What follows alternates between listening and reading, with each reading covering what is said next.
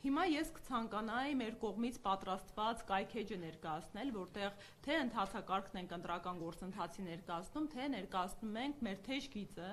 եւ խնդրում եմ հարգելիներս, մենք այնտեղ նաեւ հնարավորություն ունենք էլեկտրոնային մեյլ ունենք որպես թեժ էլեկտրոնային հասցե, որտեղ հնարավորություն կոճակ կա ձեր կոնֆիդենցիալությունը երաշխավորելու, այնպես որ եթե անգամ վախեր կա, իսկ այդ վախերը կան, մարդիկ փողոցում մոտենում են, օրինակ ես ահազանգերը ինձ ներկայացնում եմ, որ օրինակ իմ վրա ճնշում են գործադրել, որ պետական նման հիմնարկի աշխատակից եմ, որպեսզի նկարեմ իմ քվեաթերթիկը, որպեսզի մարդը խնդիր չունենա, մենք այդ կոնֆիդենցիալության հնարավորությունը քաղաքացիներին տալիս ենք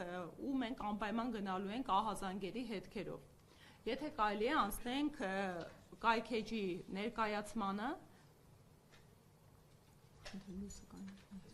հա։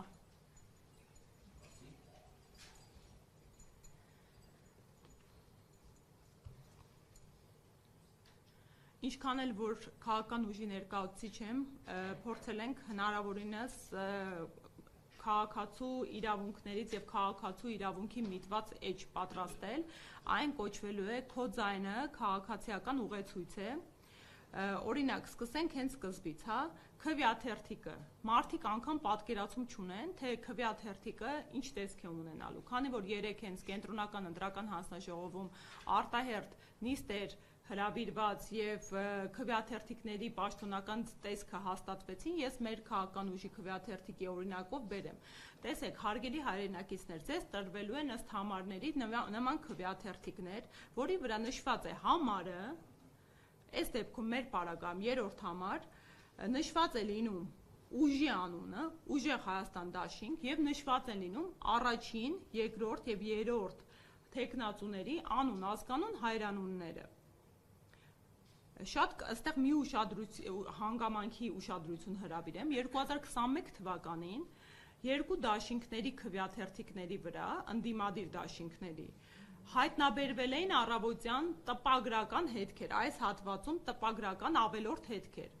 Ես ահազանգ ստանալով իմ դիտորդներից, ովքեր գտնվում են տեղամասային կենտրոններում, դիմել էի կենտրոնական ընտրական հանձնաժողով եւ ԿԸՀ բազմաթիվ դիմումների հիմքով հայտարարեց, որ դա տպագրական հետք է եւ անվավերության հիմք չի կարող հանդիսանալ։ Եթե մենք չհազանգեինք, շատ հավանական էր, որ հաշվարկի ժամանակ տվյալ քվեաթերթիկները անվավեր կճանաչեին եւ քաղաքական ուժը տեխնիկական պատճառով կկորցներ քաղաքացիներին իրենց տրված ձայները։ Այնպես որ եթե քվեաթերթիկի վրա բացի նշվածից ավելորդ նշումներ եք տեսնում, անպայման խնդրում եմ ահազանգեք ու կրկնում եմ, հա, կապ չունի, որ քաղաքական ուժի մասին է խոսքը։ Մեր խնդիրն է, անգամ եթե այլ քաղաքական ուժ լինի, ես հավատարիմ եմ մնում իմ դիտորդական առաքելության ղեկավարի պատգամին եւ կրկին պատրաստակամ ենք բոլոր քաղաքական ուժերի պարագայում էլ խախտումները բարձրաձայնել։ Հիմա տեսեք, այստեղ հղում ենք տվել եւ մարդիկ կարող են մտնել այս կոճակով եւ անցնելով elections AM կայքեջին, որի մասին լրացուցիչ էլի է տեսանյութ պատրաստել եւ ստուգել իրենց տեղամասային կենտրոնը, որպեսզի ընտրության օրը խնդիր չունենան, հա, հասկանալու թե որտեղ են։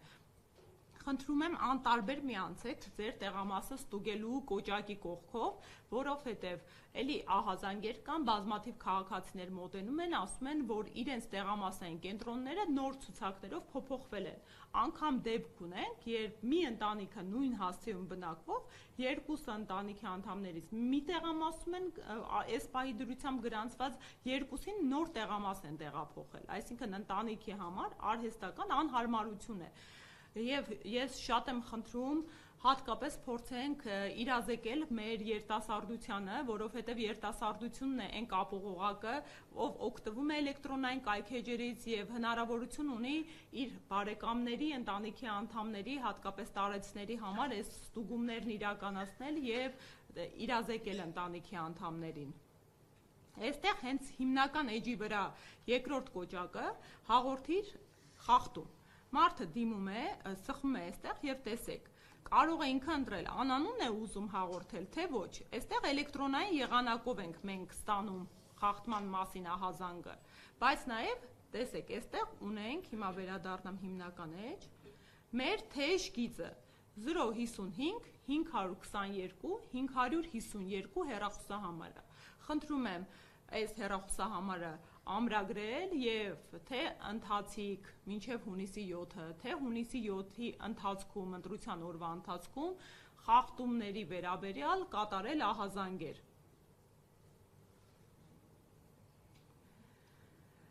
Այստեղ ինչպես են քվեարկում, ես այն ընթացակարգը, որ ներկայացրեցի, քայլերով տրված են, ու այստեղ տրված են դեպքեր ինչ անել, էլի դեպքերը տրված են, օրինակ ինձ ստիպում են ընտրել որոշակի կուսակցության օգտին, ահազանգը, քվեաթերթիկս վնասվեց, շատ հարցեր կան, որ քաղաքացին գնում է եւ շատ կարևոր է հանձնաժողովի անդամների վերաբերմունքը քաղաքացուն։ Իրականում ի պատիվ շատ հանձնաժողովականների, ես կրկին ընդգծեմ, որ բազմաթիվ ընտրությունների միջով եմ անցել, մարդիկ անկախ իրենց քաղաքական հայացքներից շատ պրոֆեսիոնալ մոտեցում են դրսևորում քաղաքացիներին, այդ պայդրությամբ խորհրդատվություններ են իրականացնում, ուղղորդում են, բայց ցավոք սրտի հակառակ պատկերն էլ ունենք, օրինակ նույն 2021 թվականին անձամբ ինձ հետ Երևան քաղաքում պատահած միջադեպ եմ ասում, հանձնաժողովի անդամը կրկին լինելով իշխանության ներկայացուցիչ այդ օրվա դրությամբ շատ անադեկվատ վարքագիծ էր դրսևորում, ընդ որում իր վարքագիծը քրեական օրենսգրքով արգելված արարքների շրջանակում էր տեղավորվում, խոչընդոտում էր թե դիտորդների, թե հանձնաժողովականների բնականոն օրենսդրությամբ թույլատրված գործերը, օրինակ արձանագրումը խախտումների։ Այնուհետև իհարկե բնականոն ընթացքը վերականգնվեց պետական մարմինների միջամտությունից հետո, բայց ամեն իրավիճակ հնարավոր է։ Ինչու է ժողովուրդ ջան շատ կարևոր այս ընթացակարգի, այս կայքեջի, այս թեժ գծի հրապարակումը, այս փուլում, որովհետև շատ հաճախ մեր հայրենակիցները իրազեկ չեն, իրավատեր չեն, իրավագիտակից չեն, ինչը լրացուցիչ խնդիրների է բերում։ Մարդիկ վախենում են ճնշումներից, մարդիկ չեն հասկանում, մոլորեցնում են այդ պայդրությամբ, չեն կարողանում տեր կանգնել իրենց իրավունքներին։ Մենք փորձում ենք բոլոր մեխանիզմները, գործիքները տալ Հայաստանի Հանրապետության քաղաքացուն, որպեսզի իրեն ընտրության օրվա դրությամբ ու իր քաղաքական կամքի նկատմամբ լրացուցիչ միջամտություն թույլ չտան։ Այստեղ արդեն ներկայացրեցի ստուգիր եւ հաղորդիր թեժ գծերը, նաեւ ասեմ, որ մենք եռալեզու ենք կայքեջը պատրաստել, որովհետեւ կրկին հայրենակիցներ ունենք, որ հայատար ցավոք սրտի չեն կարողանում կարդալ, արտասահմանից են եկել եւ օրինակ նույն անգլերենով բազմաթիվ հարցումներ են անում, ասում են կարող եք անգլերեն տեքստեր ուղարկել, որպեսզի ծանոթանանք, այնպես որ եռալեզու կայքից օգտվելու հնարավորությունը կա։